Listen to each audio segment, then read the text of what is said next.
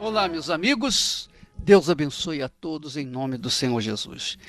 Nós estamos falando sobre a Santa Ceia e falamos sobre aliança, o que significa a Santa Ceia, que está conectado com a nova aliança, com o casamento, o pacto com Deus.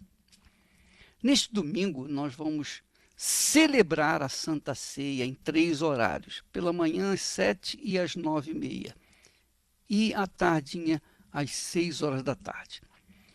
E eu queria prepará-lo para participar dessa Santa Ceia, de forma que você venha a ser realmente beneficiado, como é a proposta da Santa Ceia.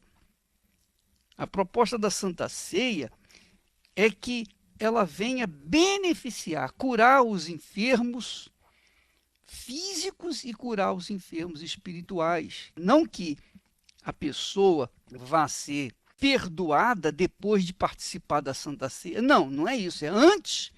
O perdão, o relacionamento com Deus tem que ser feito antes.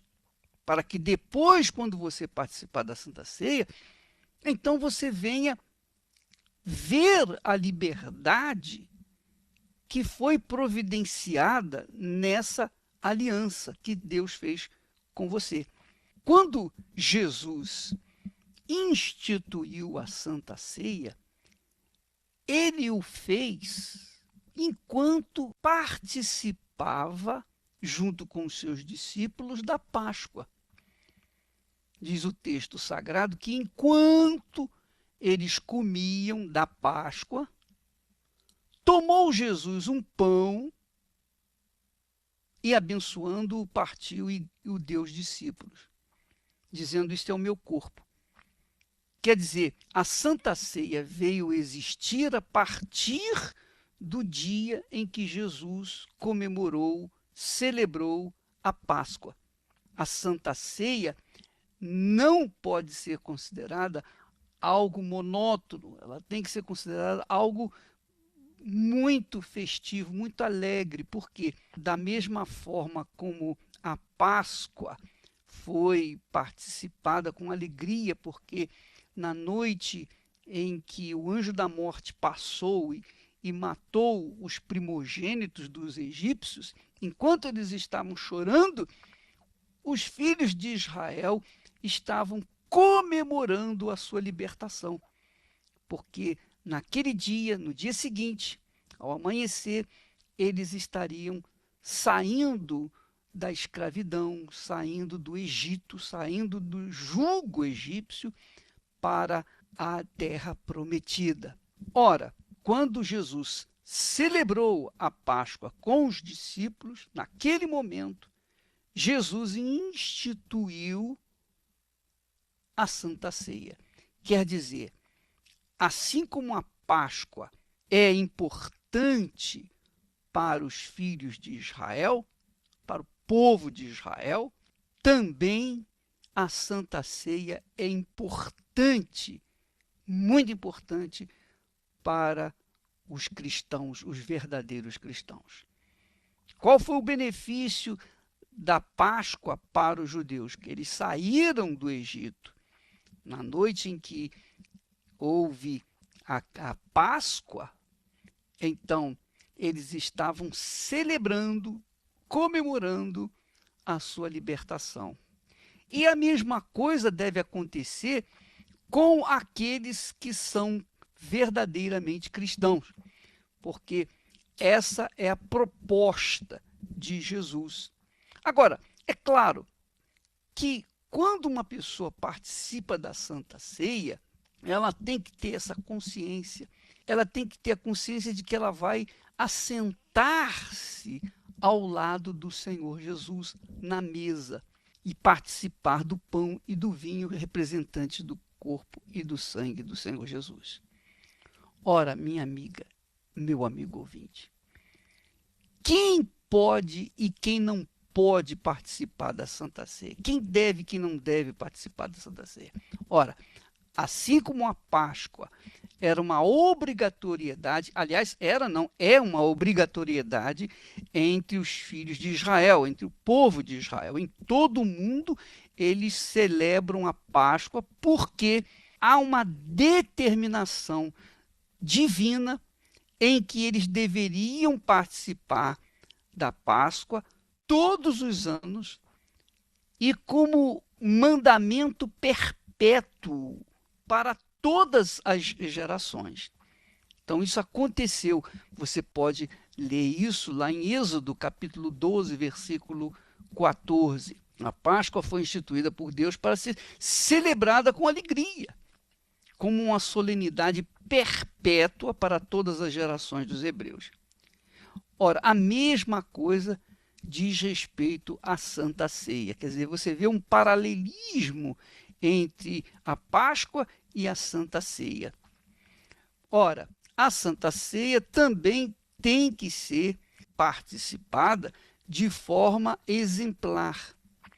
Quem pode e quem não pode participar da mesma? Não podem participar os que estão no pecado, os que vivem no pecado.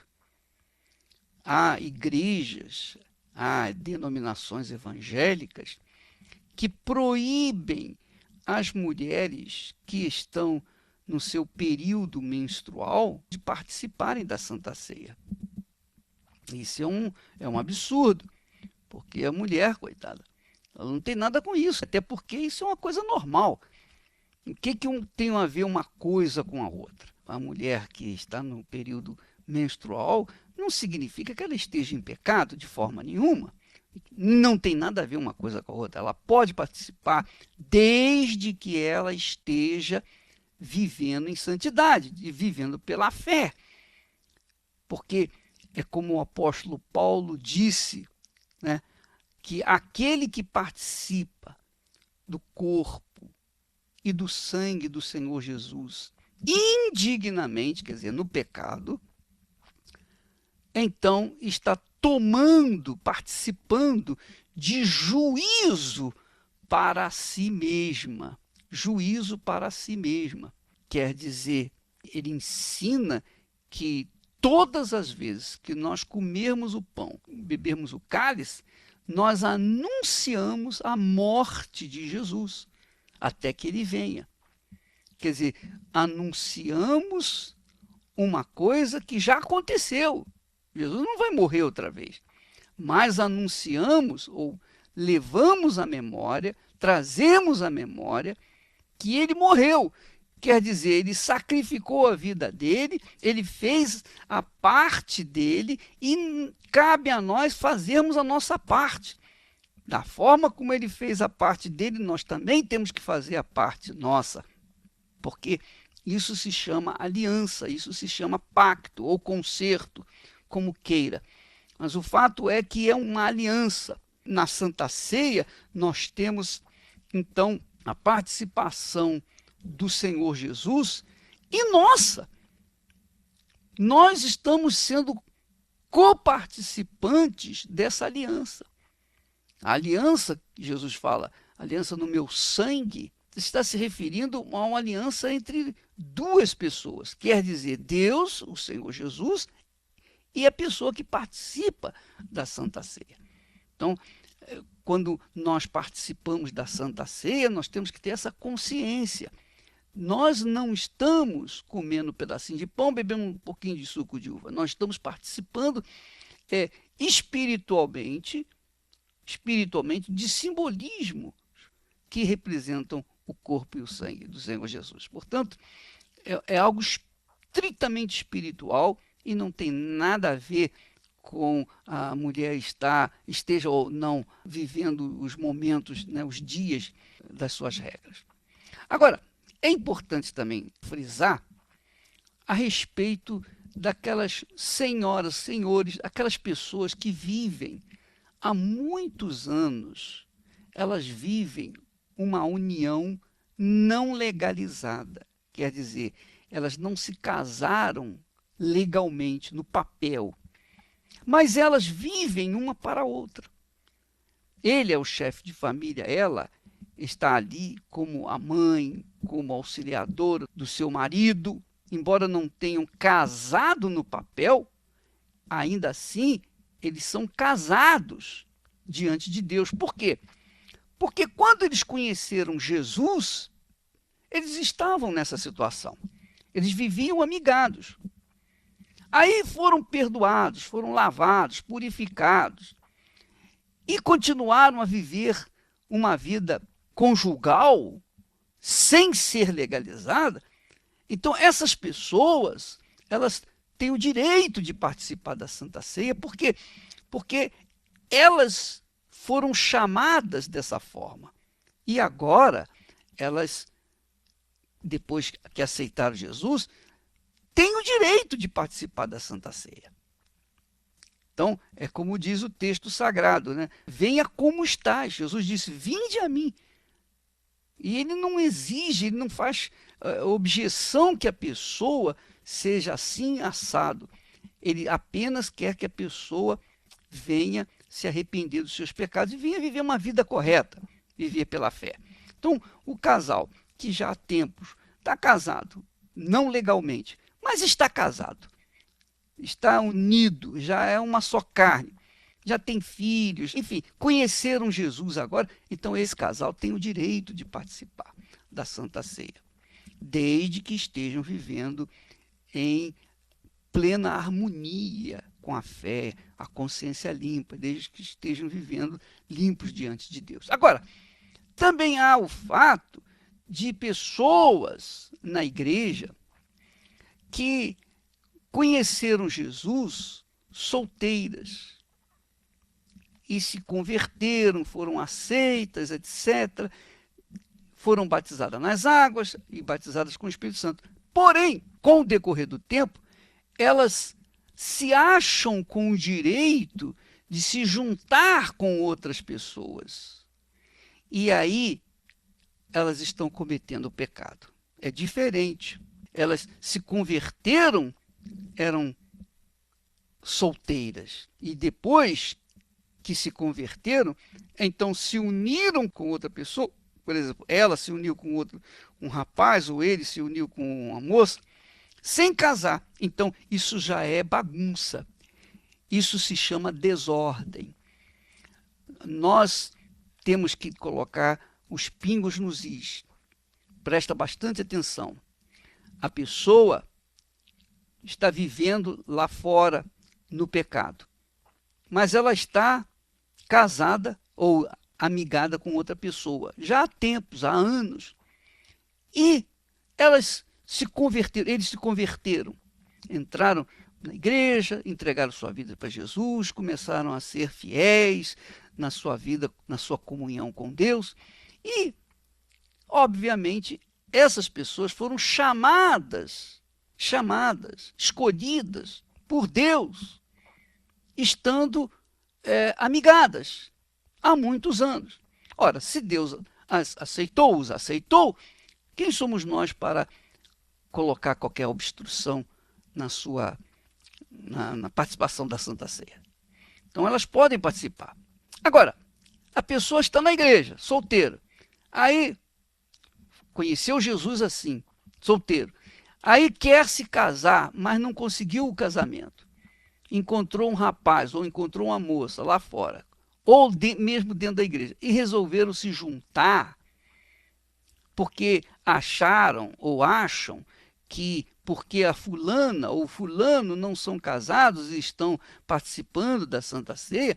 Ora, minha amiga, meu amigo, você não tem que tomar atitude mediante o que os outros fizeram. Aconteceu com eles que estavam no pecado. Estavam no pecado. Mas foram escolhidos, foram chamados dessa forma, casados, amigados. Não quer dizer que eles estavam no pecado por causa de estarem amigados. Não, não é isso. Eu estou me referindo ao seguinte: a pessoa conheceu outra pessoa, juntou os trapos e começou a viver juntas durante algum tempo. E conheceram Jesus dessa forma.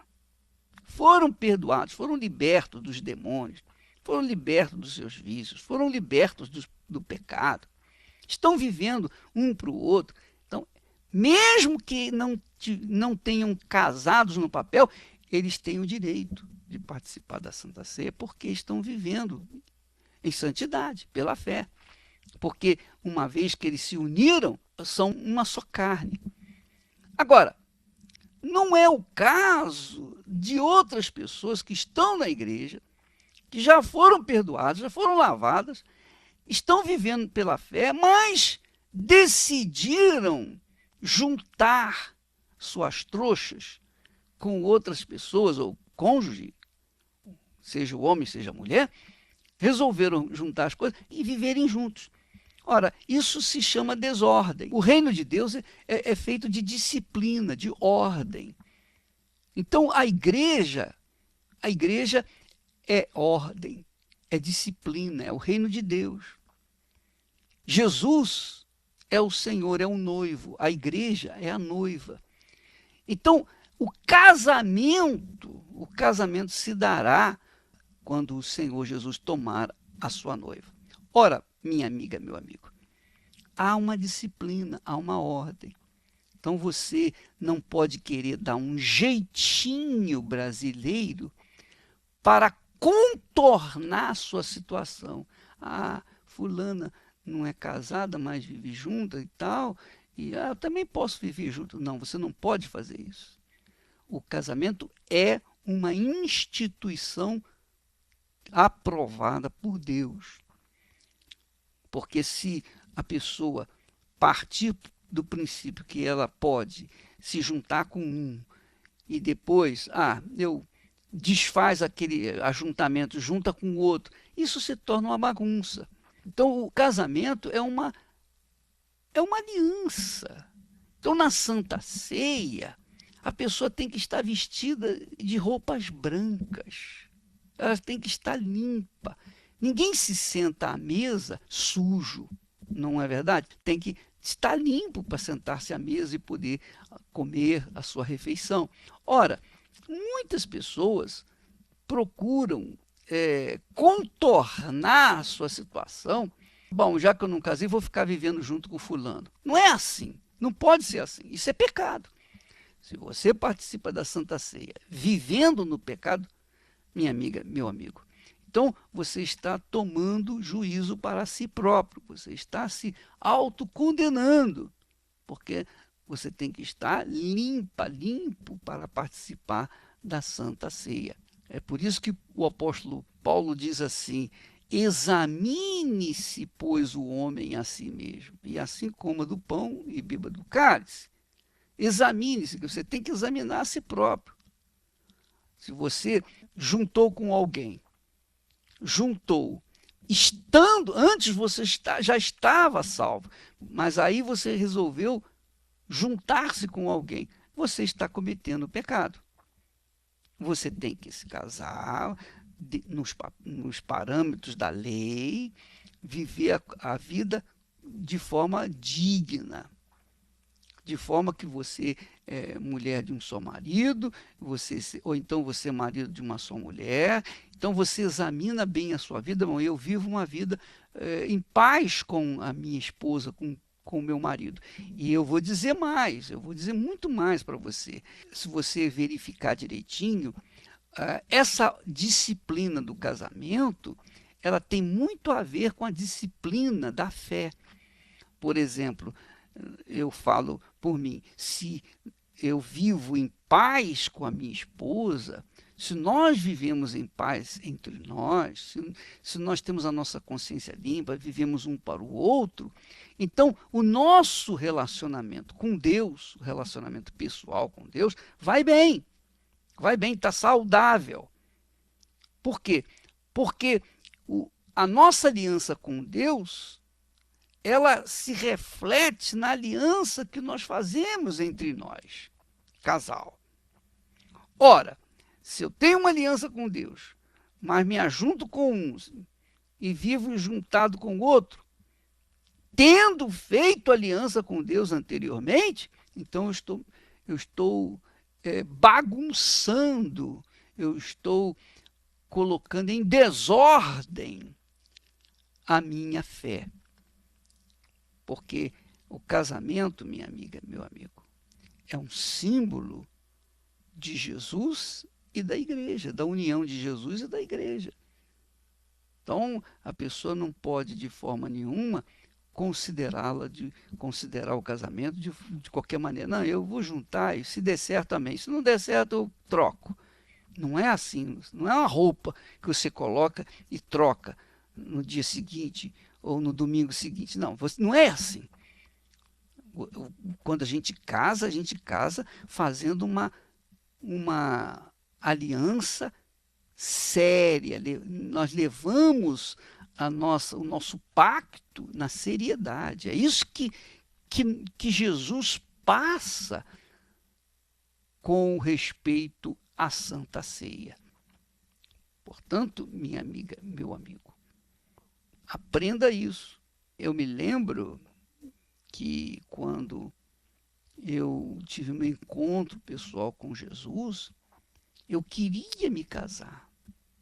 Logo após o meu encontro com Jesus, meu batismo com o Espírito Santo, eu falei, não, agora o meu objetivo é buscar uma pessoa certa para mim. Ó Deus, me ajude a achar a pessoa certa.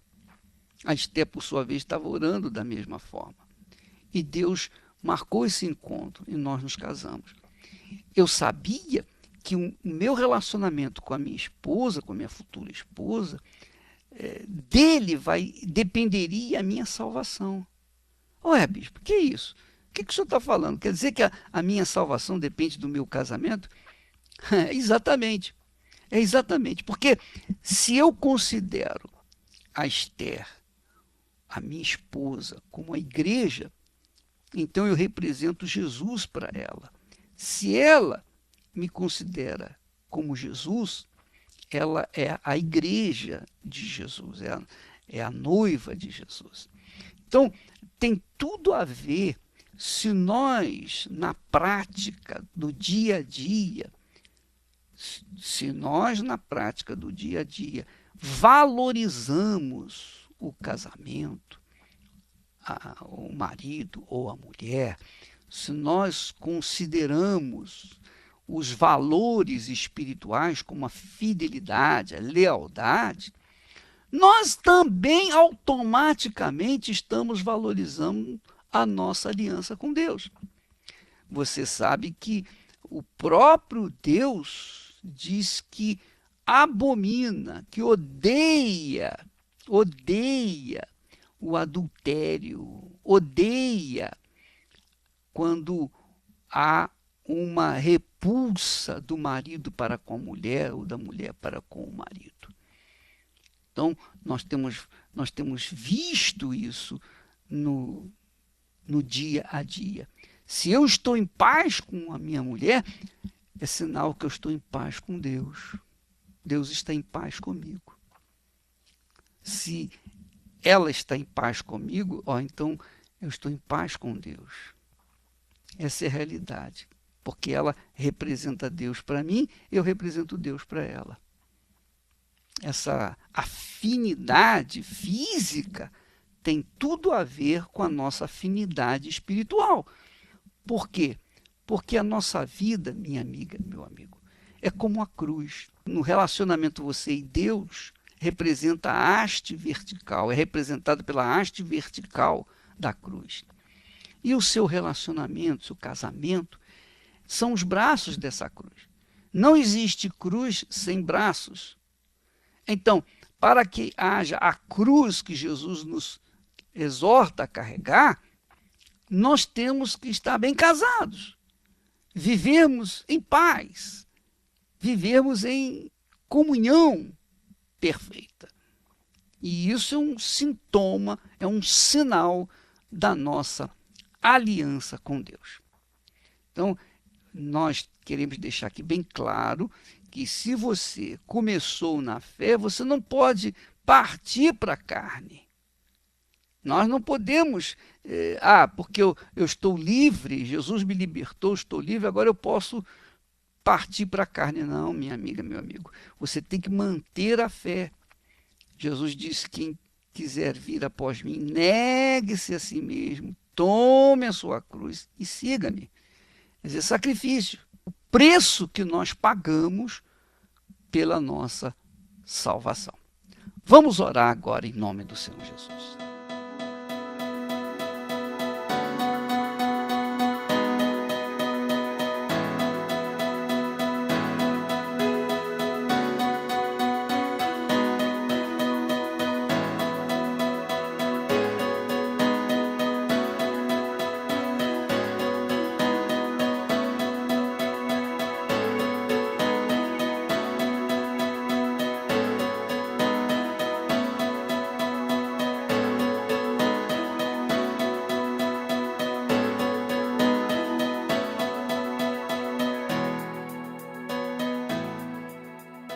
Espírito Santo, meu Deus, em o nome do Senhor Jesus, nós entramos na tua presença neste momento. E queremos, meu Senhor, agradecê-lo pela salvação que o Senhor nos deu, que o Senhor nos tem dado, pelo teu perdão, pela tua compaixão.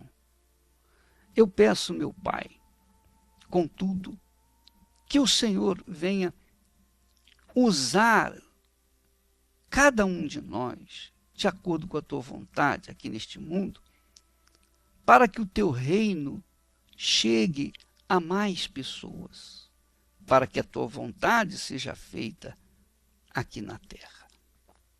Ó, meu Senhor, eu peço pelo teu povo, pela tua igreja, pelos teus servos, em todo o mundo, os teus verdadeiros servos. Eu peço que o Senhor envie trabalhadores para a tua seara, porque cada trabalhador que é ingressado na tua obra é menos um trabalhador do inferno.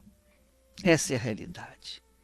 Então eu te peço, multiplica-nos, meu Pai, e envia mais e mais pessoas para os campos que estão brancos para a ceifa, mas que precisam tanto de trabalhadores. Eu te peço pelo teu povo, eu peço pelos dizimistas, os ofertantes, os meus auxiliares do rádio, todas as pessoas que direta ou indiretamente estão contribuindo conosco no templo, aquelas pessoas que oram. Ó bispo, eu não tenho dinheiro, eu não posso dar nada, mas eu tenho orado. Ó, que maravilha! A sua oração guarda que lá no templo haja acidentes. As suas orações guardam os servos de Deus. Puxa, como é importante a sua oração. Ela vale tanto quanto a oferta. Vale tanto quanto o ouro que é depositado no altar. Portanto, nós agradecemos em nome do Senhor Jesus as suas orações, os seus jejuns por cada um de nós. Pessoas que nem eu conheço e que nem vou conhecê-la e têm orado por nós. Ó poderoso de Israel, eu te peço por essas pessoas que, mesmo não podendo contribuir financeiramente, mas contribuem espiritualmente. E aqueles que são os dizimistas, ofertantes, enriquece-os, ó Deus. Enriquece aqueles que têm nos auxiliado no programa de rádio. Faça possível, meu Pai, guardar todo o teu povo. Ponha anjos poderosos guardando as nossas entradas e saídas, guardando os teus servos, meus companheiros. Faça possível, meu Pai, que o teu reino seja com todos os que ouvem essa programação.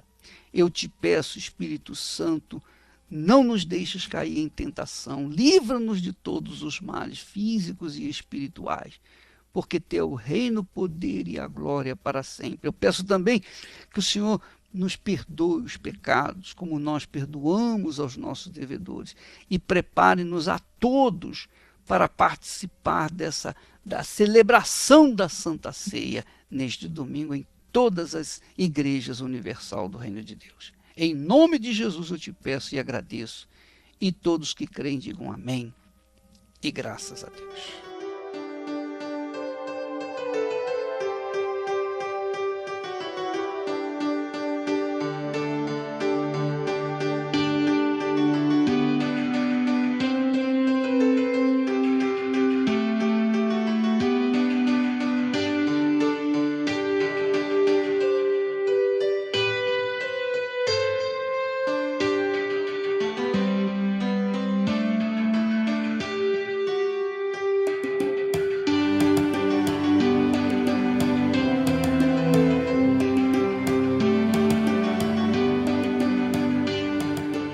Minha amiga, meu amigo ouvinte, nós ficamos por aqui.